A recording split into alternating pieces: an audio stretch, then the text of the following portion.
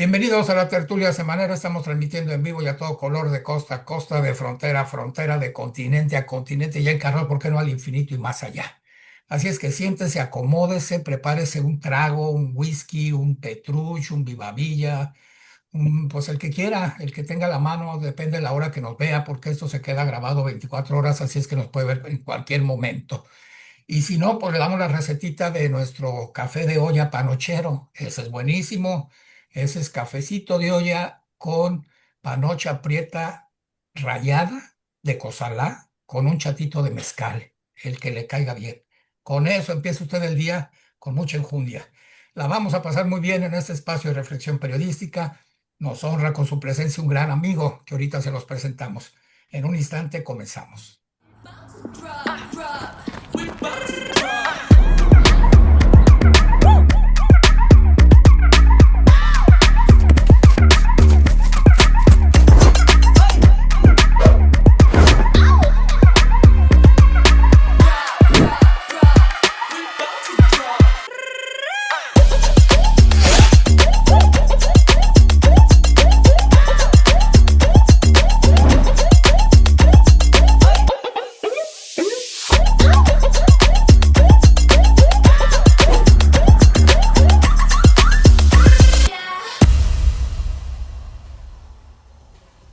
Este año hemos tenido muchos retos y cambios, pero también hemos salido adelante encontrando nuestra fuerza en lo más valioso que tenemos, la familia. Dale a tus hijos la confianza de platicar contigo como padre o madre de familia. Escúchalos. Y tú como hijo, cuida y respeta siempre el hogar que le da forma a tu vida. En estas fiestas, recordemos que unidos, nuestro corazón late más fuerte. El corazón de DIF Sinaloa, contigo siempre.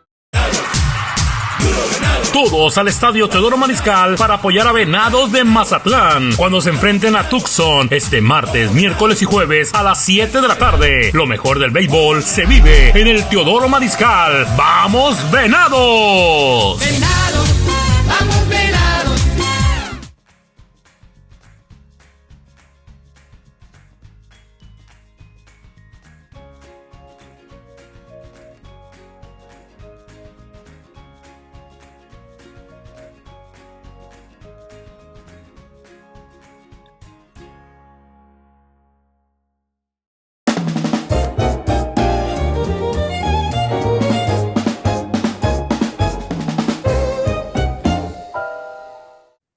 Nos honra con su presencia don Leonel Solís, un periodista veterano igual que su servidor y don Francisco Chiquete, amigo de muchos años, un gran periodista, un gran observador de la política sinaloense desde hace muchos años. Pues si en el programa pasado ajustamos los 150 años de experiencia, ahora sí ya los pasamos, ahora sí ya los rebasamos entre los tres. Yo creo que ya llegamos a más de 150 años. Mi querido Leonel, bienvenido a la tertulia semanera, esta es tu casa. Qué gusto saludarte.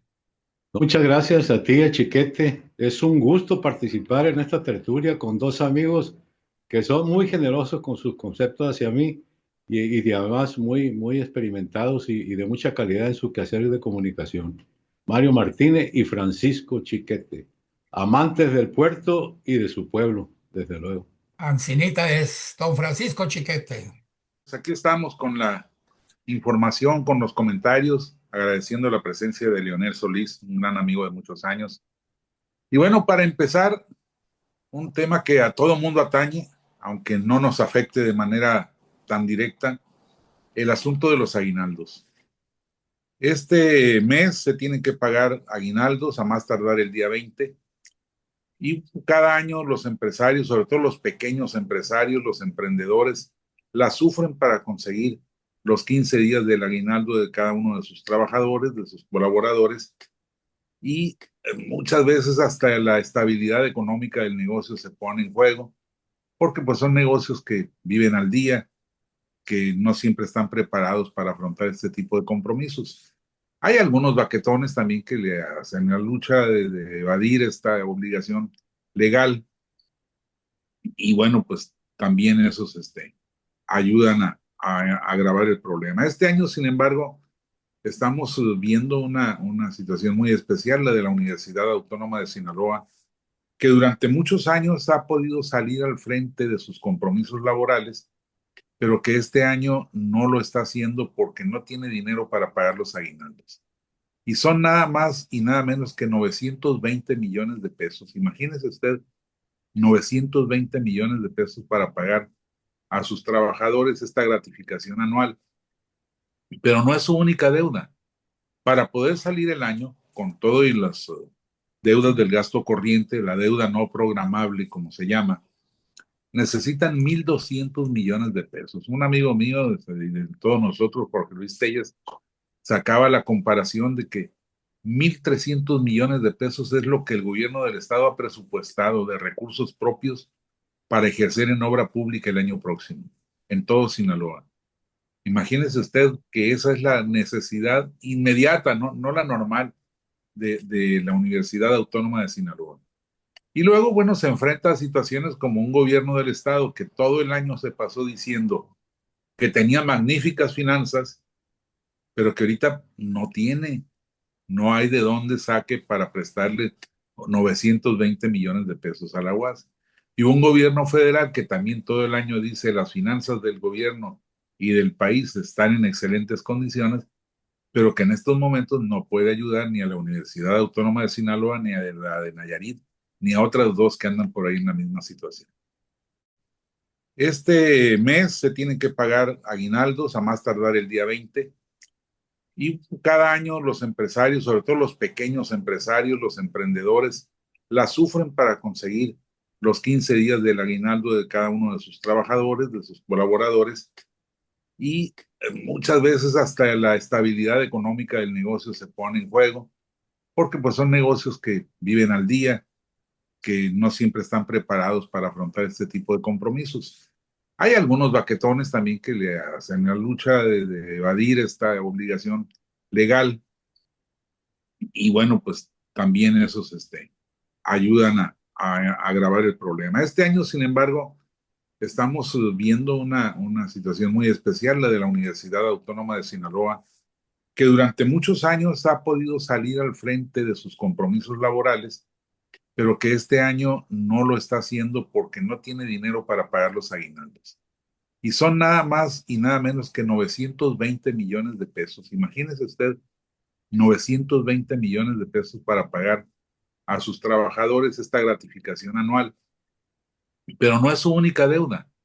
Para poder salir el año con todo y las deudas del gasto corriente, la deuda no programable, como se llama, necesitan 1.200 millones de pesos. Un amigo mío, de todos nosotros, Jorge Luis Telles, sacaba la comparación de que 1.300 millones de pesos es lo que el gobierno del estado ha presupuestado de recursos propios para ejercer en obra pública el año próximo, en todo Sinaloa. Imagínese usted que esa es la necesidad inmediata, no la normal, de la Universidad Autónoma de Sinaloa. Y luego, bueno, se enfrenta a situaciones como un gobierno del estado que todo el año se pasó diciendo que tenía magníficas finanzas, pero que ahorita no tiene, no hay de dónde saque para prestarle 920 millones de pesos a la UAS. Y un gobierno federal que también todo el año dice las finanzas del gobierno y del país están en excelentes condiciones, pero que en estos momentos no puede ayudar ni a la Universidad Autónoma de Sinaloa, ni a la de Nayarit, ni a otras dos que andan por ahí en la misma situación. En el caso de la UAS también tenemos que hacer ver que cada año necesitan un apoyo extraordinario de los gobiernos para sacar adelante sus compromisos decembrinos, pero cada año necesitaban 100 millones, 200 millones, 250 millones. Esta vez se dispararon a 920 millones, lo cual nos indica que andan mal las cosas porque a lo largo de todo el año pasado y este año que termina, hubo discusiones muy fuertes sobre los excesivos gastos de la universidad e incluso gastos irregulares.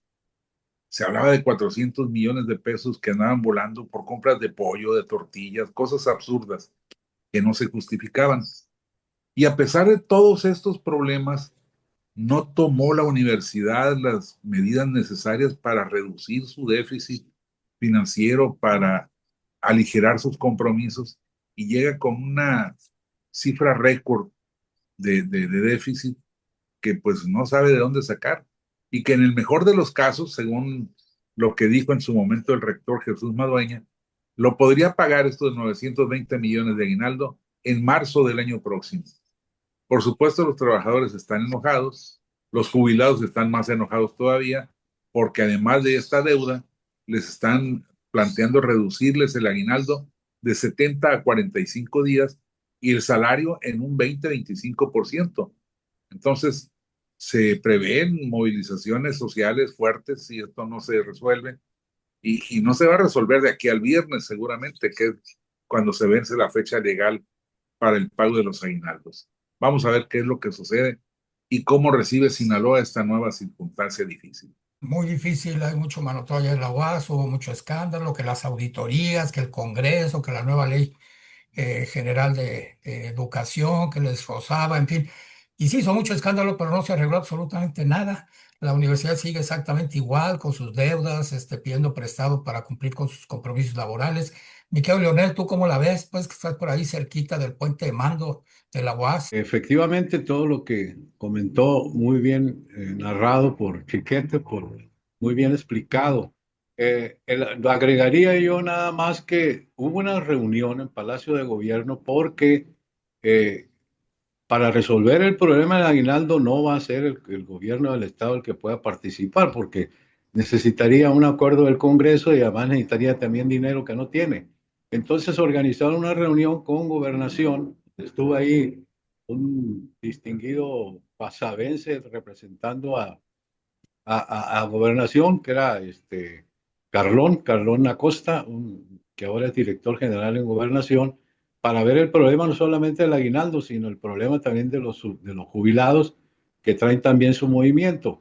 Y ahí dieron una especie de solución para la UAS, pero parece que no resultó, que es pedir prestado o les van a prestar el gobierno federal con va a buscar el préstamo, mejor dicho, ¿no? Financiero, con bajo interés y que vaya pagando poco a poco, pero pues es muchísimo dinero para tener prestado, aunque sea de bajo interés, y parece que no llegaron a un acuerdo. Entonces, el problema sigue, pero la solución ahí está. Ahora, la gestión que está haciendo el gobernador Rocha Moya es precisamente para que lo solucione el gobierno federal, porque acuérdense que el gobierno estatal es una ventanilla en la cual recibe los recursos para las universidades, no nomás para la UAS, porque estamos acostumbrados a hablar nada más de la UAS, pero hay problemas en casi todas. Ya son varias las universidades en el estado. Entonces, él está haciendo las gestiones para que se resuelva el problema, pero a través de un auxilio federal.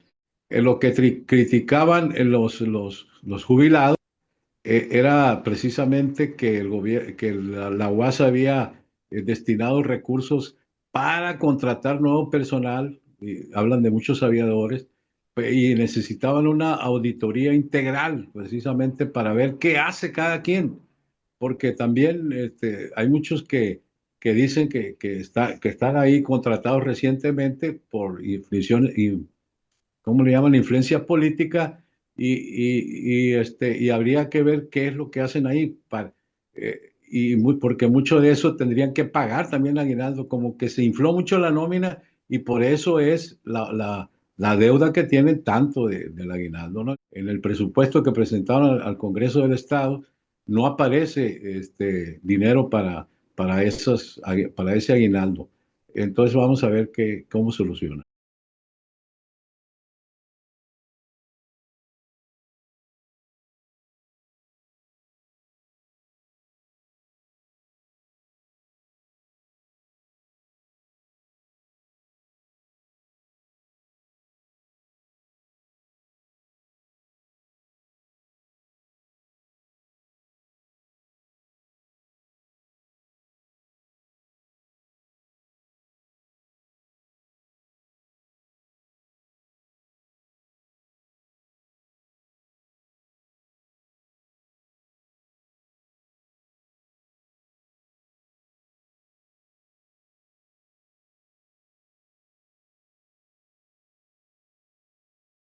A mí me gustaría platicar pues por la tertulia la situación de que yo hace muchos años escribí en una columna que Mazatlán es la ventana al mundo desde el Pacífico mexicano.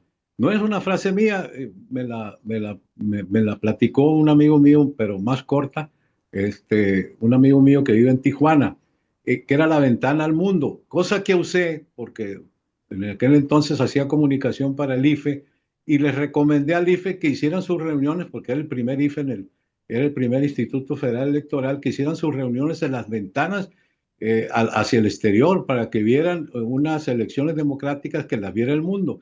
Hicieron una en Tijuana, pero no me hicieron caso que le hicieran Mazatlán, me hubiera gustado mucho. He visitado mucho Mazatlán desde la época con gente que ustedes ya conocen, que ya murieron. Luis Zúñiga Vizcarra, que era el director del IRSS, ahí trabajaba yo de auxiliar de administración, muy jovencito. Y también con el Chino Meda, que es Jesús Meda, también ya falleció, de una familia ahí de los Meda en Mazatlán muy importante. Otro sobrino que trabaja en eso, en cosas de turismo internacional, dice que Mazatlán es de primera clase para el turismo, de primera, pero con unos precios de tercera, porque siempre están señalándola en el exterior, con algunos detalles, con algunas cosas que no merece Mazatlán. La verdad es que ahorita yo les hablo de esto porque estamos en Culiacán y la cosa acá es distinta. Ahorita hay mucho, ya nos acostumbramos a trabajar, a salir, todo el mundo. Yo ayer anduve por todo Culiacán, no hay ningún problema para la gente que hace su trabajo normal. El problema del enfrentamiento es entre ellos y específicamente van a hacer lo que hacen en los combates, pues en la guerra. Pero no andan disparando a nadie. Los restaurantes están llenos. Los restaurantes de desayunaderos están llenos. Los restaurantes para comida también están llenos. Ya en la noche ya no salimos mucho, porque el robo de carros a mano armada violentamente se disparó. Y ahorita sí hay mucha, ¿cómo te diré? Carros moviéndose, porque aquí en Culiacán cada familia tenía hasta 3 automóviles. Ahora ya sacan nada más los más modestos y dejan los más lujosos para no traerlos en la calle, porque son los que son apetitosos para los asaltos. Pero el resto de la vida la estamos haciendo normalita, casi todo mundo trabajando en eso. Hay que recordar también que Culiacán se disparó en materia económica porque en aquel entonces nos decían que el producto de lo que es el tráfico digamos el comercio de las drogas significaba para Culiacán el 25% del Producto Interno Bruto. Entonces, aquí Culiacán tenía unos precios increíbles y vivíamos una situación de ricos cuando no era así, no se disparó. Y entonces el tema es precisamente eso. Yo pienso que Mazatlán no está en esa situación, no la percibimos así en Culiacán. Cada vez que vamos nos venimos muy, muy a gusto de Mazatlán. Es un espacio que para los culiches era increíblemente buena para pasar el fin de semana, para estar allá. Lo que pasa es que en la carretera de repente hubo problemas también ahí en la carretera por rumbo a Imala, pero el rumbo a Mazatlán, en la zona de San Lorenzo, y mucha gente dejó de viajar, pero ya lo está haciendo nuevamente, ya veo ahí las fotos, ya veo que están ahí. Entonces el tema es que acá ya parece ser que la cosa está bajando de nivel en la guerra, pero de todas maneras todavía tenemos cierta problemática, sobre todo en la noche que andan pululando todas esas gentes. Hay mucha vigilancia. Yo donde voy veo el ejército ahí con sus puestos y hay también cierta seguridad, pero pues el estadio está solo, ¿no? Porque vamos a lo mismo. Está la gente no está apta para estar saliendo en la noche. Y es un tema, es el tema de cómo está la seguridad. Hay cosas que uno no entiende. Por ejemplo, el día 11 de diciembre, Mazatlán tenía 3 o 4 manifestaciones religiosas, procesiones le llaman, por la cercanía del Día de la Virgen de Guadalupe. Me tocó pasar por la Gabriel Leiva. Había un retén gigantesco de Guardia Nacional en el que estaban atorados, no sé, 200, 300 vehículos. Y cuando ya pasabas enfrente, tú dices, bueno, pasó algo, hubo un accidente, bloquearon una salida alterna, y no era más que para revisar visualmente cada vehículo que pasaba. Una revisión insuficiente, por supuesto, porque el que llevara armas, pues no las iba a llevar exhibiendo a la vista de los agentes. Y entonces mucha gente perdió 1 hora, hora y media, 2 horas en ese tipo de cosas que no le dan nada a la seguridad y predisponen al ciudadano en contra de estos operativos. En Culiacán, pues obviamente cada retén significa a veces la vida o la muerte de muchas personas, incluso de los propios participantes del retén, porque hay gente que va armada y que le jala al gatillo a la menor provocación o sin provocación. Pero acá en Mazatlán no es exactamente esa la situación, y sin embargo estamos viendo ese tipo de deformaciones, de malas planeaciones de los operativos. Vamos a ver qué ocurre, porque bueno, en cambio tenemos situaciones como la de Villa Unión el domingo antepasado, cuando una familia fue agredida a balazos, le incendiaron la casa, los asesinaron, y el jefe de la policía dijo que no respondieron porque nada más tenían 2 elementos y con eso no iban a poder hacerle frente a toda una célula delictiva. Pero duró 4 horas la agresión. 5 horas y no hubo quien respondiera absolutamente nada. Son cosas que uno no entiende. Entonces, ¿para qué andan gastando gasolina en las camionetas de la Guardia Nacional y del Ejército y la Marina muy a gusto por el malecón, mientras en lo profundo de las colonias la situación sigue siendo muy difícil? Y ayer publicamos en el Mañanero Tropical una nota de un dirigente de los restauranteros y comerciantes de Culiacán que decía que estaban repuntando las ventas, que iban muy bien, que esperaban que en diciembre se recuperara un poco la economía de Culiacán. Es buena noticia. A mí cuando voy a Culiacán me toca ir al Costco, está lleno. Yo veo el Costco lleno. Por lo menos, pues ahí sigue el nivel que decía Leonel de ricos que tenían los de Culiacán porque gastan a morir. Yo veo lleno el Costco. Pues ojalá que pronto se calmen estas cosas, que por lo menos tengamos una tregua navideña, que en el programa pasado pues la veíamos muy lejana, la vemos todavía que se pacifique el estado muy lejos, pero bueno, vamos a ver qué nos esperan estos días. Vamos a hacer un corte y regresamos.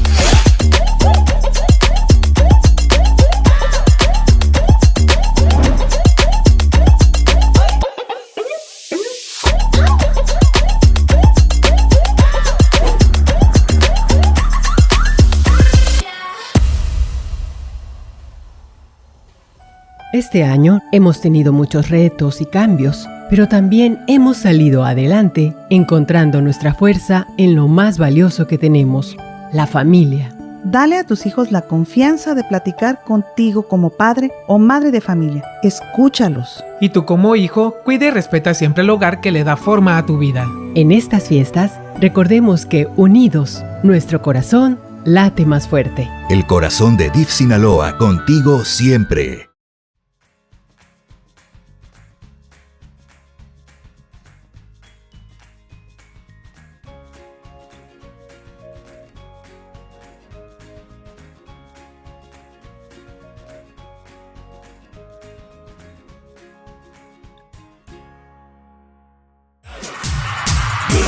Todos al Estadio Teodoro Mariscal para apoyar a Venados de Mazatlán cuando se enfrenten a Tucson este martes, miércoles y jueves a las 7 de la tarde. Lo mejor del béisbol se vive en el Teodoro Mariscal. ¡Vamos, Venados! Venados, vamos Venados.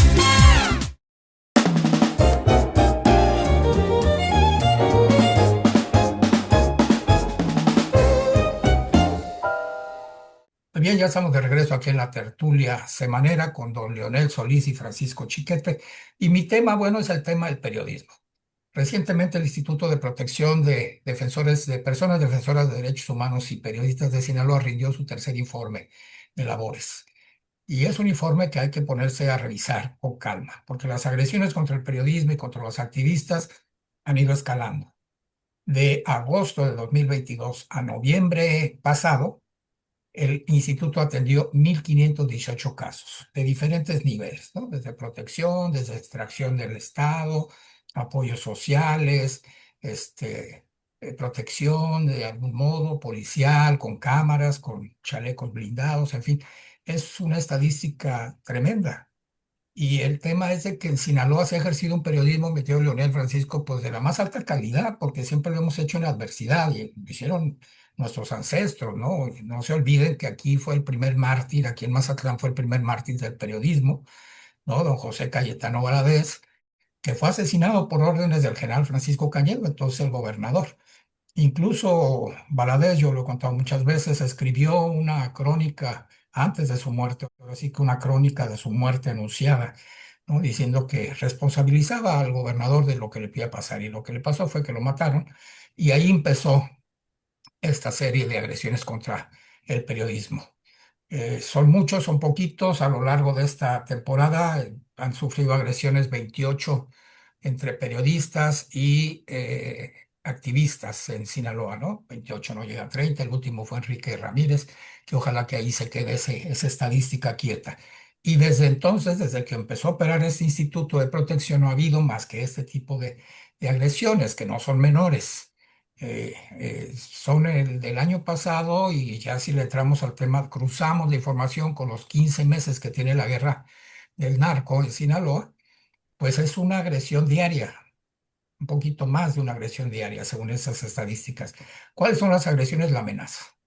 Entonces ejercemos desde hace mucho, Leonel, Francisco, el periodismo bajo amenaza. Son amenazas de que, pues, ya sabemos, no publiques esa nota o publica esta otra o no entrevistas a fulano. Y eso le ha costado la vida a algunos compañeros, ¿no? Entonces, ese instituto está funcionando. Las estadísticas no son alentadoras porque está muy equilibrado la fuente de la agresión. La fuente de la agresión es crimen organizado y servidores públicos de diferentes niveles.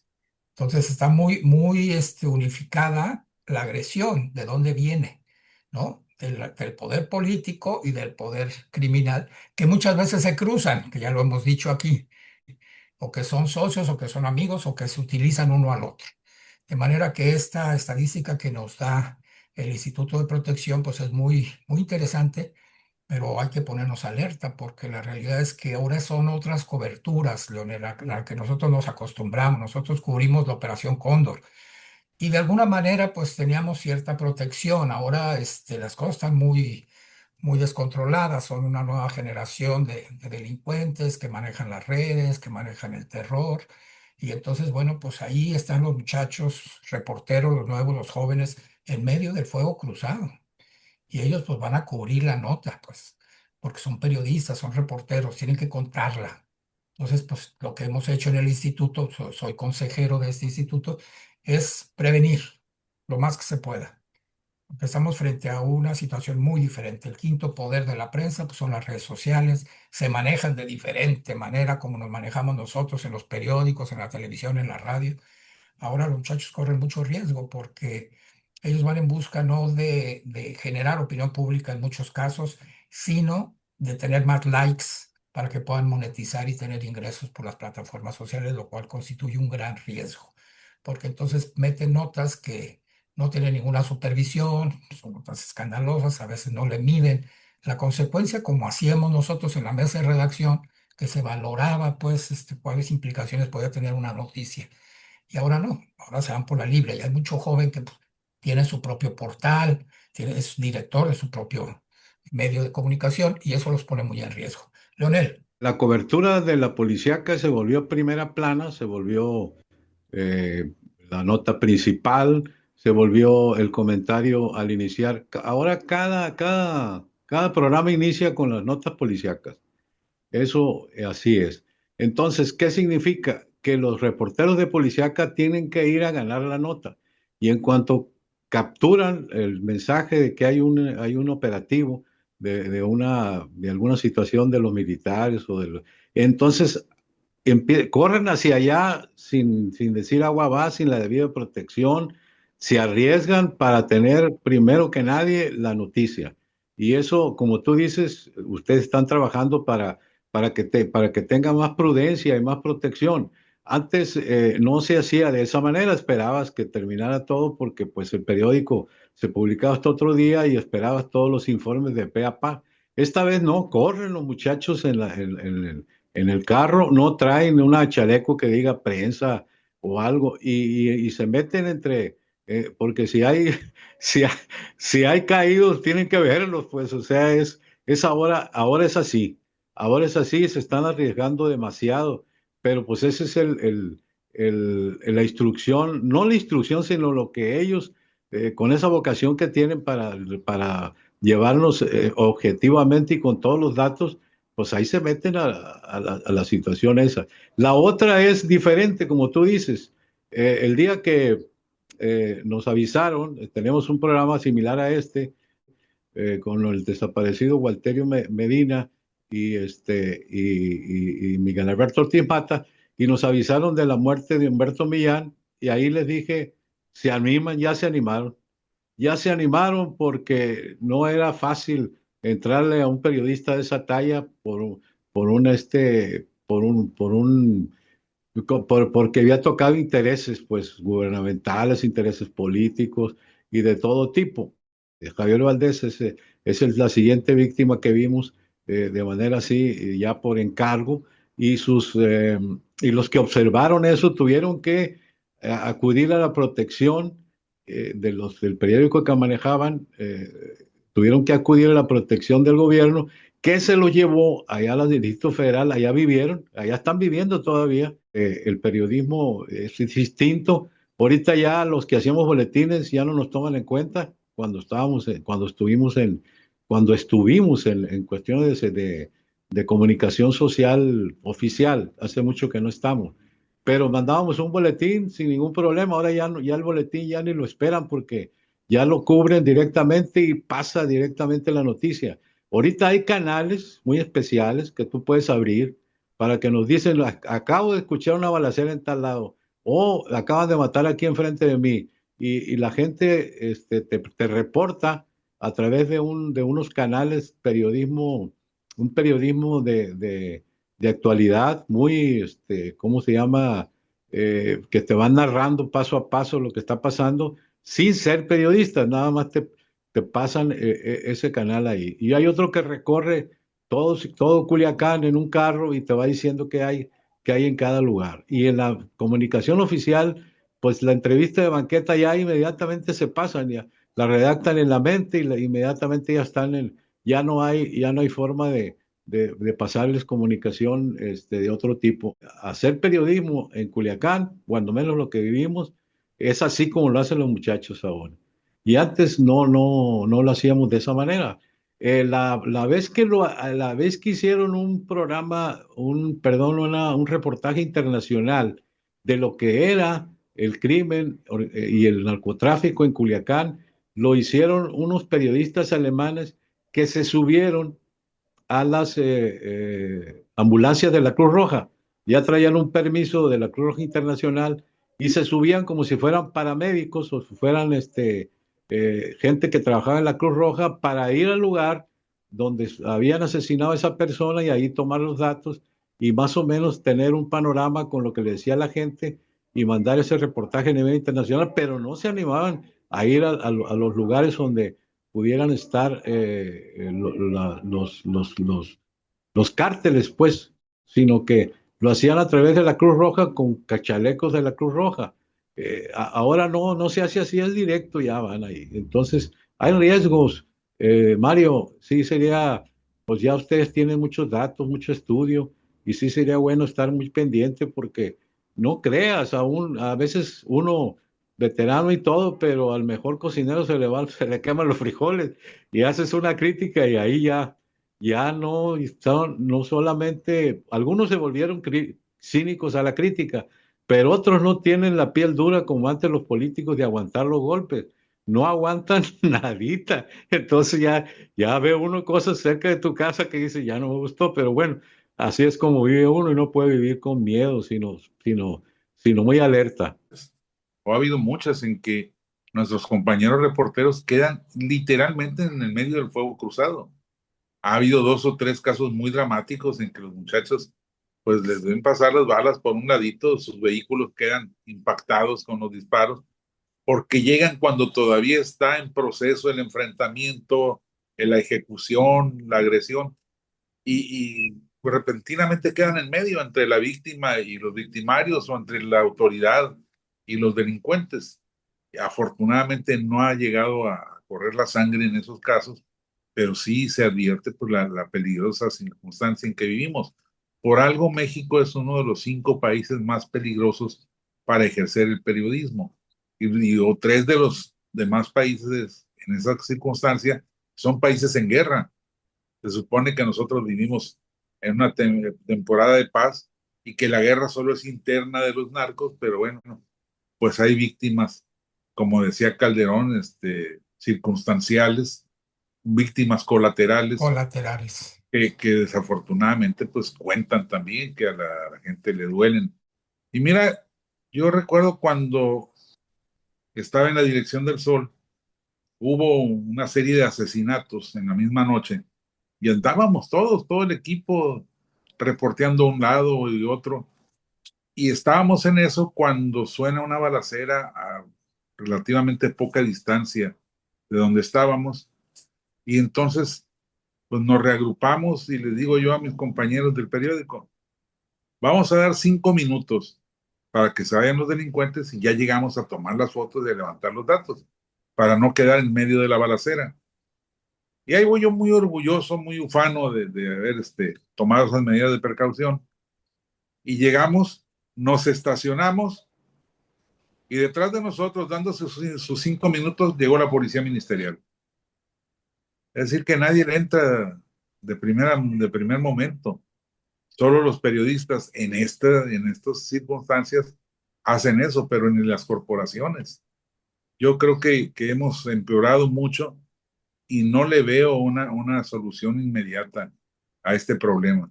Porque además también están, junto con los periodistas, los promotores de los derechos humanos. Están las buscadoras, las rastreadoras, que son víctimas de ejecuciones abiertas, descaradas, y el gobierno no ha podido, ya no digamos prevenirlas, solucionar los casos en que han sido asesinadas. Y ha cambiado mucho las coberturas. Nosotros en nuestra época, de alguna manera, pues nos agenciábamos a algún miembro de la policía que nos ayuda con su frecuencia de radio para ir al lugar de los hechos. Ahora, los mismos criminales son los que mandan la información por redes sociales a reporteros de policíacas para que vayan a cubrirlas. Por eso llegan antes que las mismas Fuerzas Armadas, pues que además no llegan como pasó en Villa Unión, 5 horas después, pues hasta que las cosas se calman, ¿no? Y ya después entran ellos. A nosotros nos tocó una cobertura de otra manera, pues ahora las cosas han cambiado. Los jóvenes llegan antes que las policías y que el mismo ejército porque tienen muchos medios de comunicación oficiales, no oficiales, de la misma delincuencia que les avisa dónde van a estar echando balazos y ellos llegan primero. Ahí es donde está el riesgo, por querer ganar la nota y poder tener la información exclusiva. Bueno, pues se adelantan y eso es muy peligroso. En el instituto se ha insistido mucho en la autoprotección, que es la única manera en la que podemos los periodistas proteger a estos jóvenes impetuosos, como lo fuimos nosotros en alguna época también, pero eran coberturas diferentes, distintas. El nivel de la violencia era distinto. La relación entre la delincuencia, el gobierno y los periodistas era diferente. Ahora ya no hay fronteras, ya no hay límites. Aquí todos pueden ser objetivos del crimen organizado, ¿no? Así es que los periodistas pues tienen que cubrir, los muchachos tienen que cubrir, pero tienen que generar sus propios protocolos de seguridad, entre ellos, avisarle a su gente que van a cubrir, avisarle al periódico que van a estar en tal lado, que van a estar en algún punto para que los extraigan en caso de que se necesite. Hay muchas aplicaciones digitales que pueden seguir a dónde están los periodistas, ¿no? Está el SOS también, el mismo WhatsApp tiene una compartir ubicación en tiempo real. Está el Little 360, que ese pues maneja muy bien el tema de dónde te mueves, dónde se están viendo las cosas. Tienen que usar ese tipo de herramienta los jóvenes para que si van a entrar a una zona de conflicto, pues sepan alguien de su confianza que van a estar ahí y que van a estar reportándose para poder salir. La única manera es la autoprotección, es a lo que le está apostando el Instituto de Protección, porque se han hecho manuales, pero bueno, pues los periodistas somos de otra naturaleza, ¿no? Estamos un poco enfermos porque pues cuando todo el mundo le corre a las balas o al incendio, nosotros corremos a cubrirlo para tener la nota de 8. En este caso, la nota exclusiva en redes sociales. Ese es el gran peligro, que los jóvenes no tienen una supervisión, ahora quieren ganar likes, como les decíamos anteriormente, y a veces no hay filtros. Por lo que tú planteas, Mario, de la autoprotección, porque lo otro es acabar con la impunidad. Que un delincuente la piense antes de asesinar a alguien o de golpear a alguien, porque sepa que la va a pagar, que lo van a buscar y lo van a encontrar. Pero no, eso no ocurre desafortunadamente. Nuestras autoridades no tienen esa capacidad y a veces parece que tampoco tienen esa vocación. Y eso pues impulsa a que haya más casos de esa naturaleza. Mi querido Leonel, una conclusión, ¿con qué te quedas de esta tertulia? Muy, muy agradecido que me hayan invitado y pues decirles que aquí estamos en Culiacán aguantando, pero vamos a salir adelante. Ya hemos tenido otros crisis de este tipo y vamos saliendo, pero por lo pronto hay que cuidarse, y la familia unida en esta Navidad, le deseamos lo mejor a todos. Gracias, mi querido Leonel, un abrazote grande para ti. ¿En dónde pueden leer tu columna? El carácter político está así es la política, se llama la revista, se la distribuyen en todo el estado. Bueno, Mazatlán ahorita no, pero el resto del estado sí, y lo meto a veces ¿cómo te diré? En el WhatsApp, porque muchas veces me espero a que la revista me la publique, pero a veces tarda, ¿no? Entonces ahí estamos. En el Facebook yo la publico inmediatamente y en el WhatsApp también la mando, ¿no? Y cualquier cosa. También estamos en un programa de radio, en la mañana, lunes, miércoles y viernes, TM Noticias, aquí en Culiacán. Y también hablamos mucho de estos temas, ¿no? Y decíamos precisamente, para terminar, con esto de la seguridad. Hay muchos retenes, hay muchas cosas, pero lo más fundamental sería que no dejaran llegar ni las municiones. Si detienen las municiones antes de entrar a Sinaloa, con eso nos daremos bien servidos. Porque si no hay municiones, no hay guerra. Pues es un tema muy complicado, ¿no? Este tema del tráfico de armas, tráfico de municiones, pues Así es. esto el gran negocio de la vida, es el negocio mayor del crimen organizado a nivel mundial. Me quedo Francisco. La sociedad está esperando resultados. Yo creo que no van a llegar de manera inmediata, así que también como propone el Instituto de Protección a los Periodistas y Luchadores Sociales, pues hay que ponerse énfasis en la autoprotección, cuidar mucho a la familia. Detener a los jóvenes es imposible, ellos van a seguir como en nuestro tiempo nos íbamos nosotros y creíamos que no pasaba nada, pero hay que buscar todas las formas de proteger a la familia porque nadie va a venir a protegernos.